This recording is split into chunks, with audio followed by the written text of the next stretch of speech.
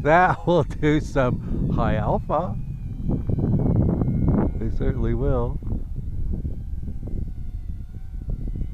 Check that out. That is so cool. That is such a cool little plane. Look at that. Okay, let's come back around to the right. Let's come downwind. And it's going fast downwind. Putting another flight on the DeeRC Future Jet. Windy conditions out here persist. So we'll make the best of it. Anyway, let's take it out here and get its third flight on it now. And let me set my timer real quick. Alright, timer's going. I got it set for 6 minutes. Go out here and launch it real quick. I've got it in high rate mode. I like it in high rate mode, so that's the way I launch it, fly it, and land it, especially with some wind. Launching.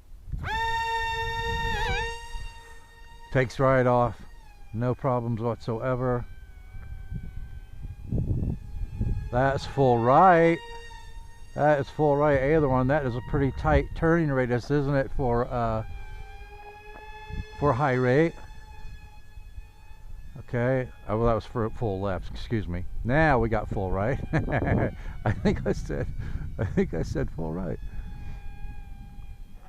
Yeah. So what do you guys think of that? I think it has a pretty darn good turn radius, and I'm not even using any yaw. I'm just doing bank and yank with aileron and elevator, but it also has yaw control.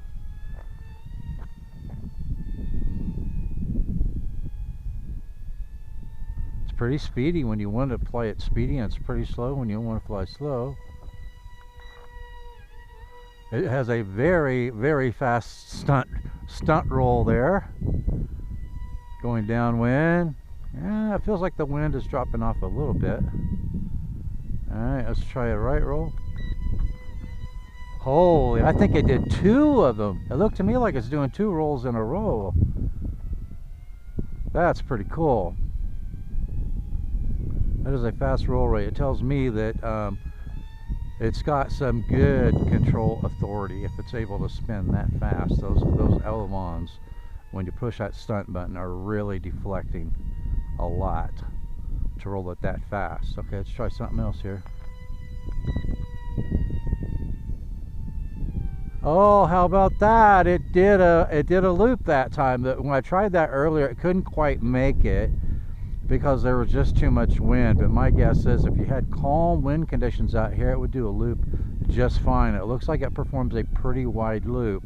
So I think what you want to do is you want to make sure that you have some decent altitude before you do your loops. The rolls, it seems, doesn't seem like it loses much altitude at all when it performs the rolls because it does it so fast.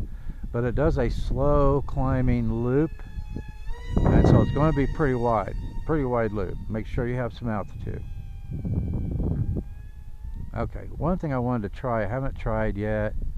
I just wanted to see how it worked. I'm gonna get some altitude. I'm gonna get some altitude here.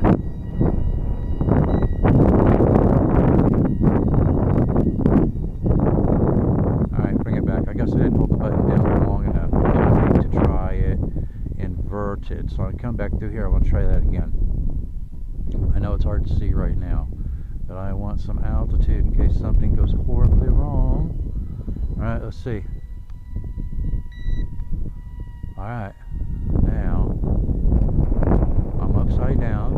Okay, I just want to see. I'm going to decrease throttle a little bit so I can bring it down. So the controls are the same. The controls are the same flying inverted as they are when it's right side up. So you're not having to use reverse controls, guys. Look at that. You are not having to use reverse controls to fly inverted. That is pretty darn cool. So at least it makes it easy for you to fly inverted and get used to the profile of the plane when it's inverted, and that's a big help if you've never flown inverted before, and I'm no good at inverted flight. But the gyro mirrors the controls when it's right side up. That is cool. That is really a neat feature. I don't think I've seen that before, where the controls were actually reversed, so that you input the controls the same way you do when it's right side up. I don't know if I've had a plane that did that before. All right, so let's see if we can flip it back over. Yeah, there we go. So I just didn't hold it in long enough. It's the function button that also turns the lights on and off. You know, if you do a short press, it turns the lights on and off, and I think my lights are off. Let me see. So I'll turn them on. There we go. So now the lights are on. Right, so short press turns the lights on and off, and I knew that. I just thought that I had pressed it long enough, but I hadn't. So it looked to me like you've got to hold it down for about 4 seconds, maybe. But is that a cool little plane? That inverted mode is pretty sweet. I think I stated in my last video, my second flight, this is just my third flight. I'm still flying it in some wind. I am definitely, this plane is definitely going in my best sub-250g beginner planes. This is an excellent little beginner plane. Really, really easy to fly, even with the stock transmitter, guys. You know me, I'm not soft on the controls, especially with these stock transmitters, but this one is nice and smooth. I haven't had to change the linkage. I haven't had to add any nose or tail ballast weight. It seems to be pretty well balanced. The controls on the stock transmitter are pretty smooth the way they came stock. So that's what you want in a beginner plane, right? I haven't had to make any adjustments to it whatsoever. My timer's going off, so let's bring it in and see if we can set it down.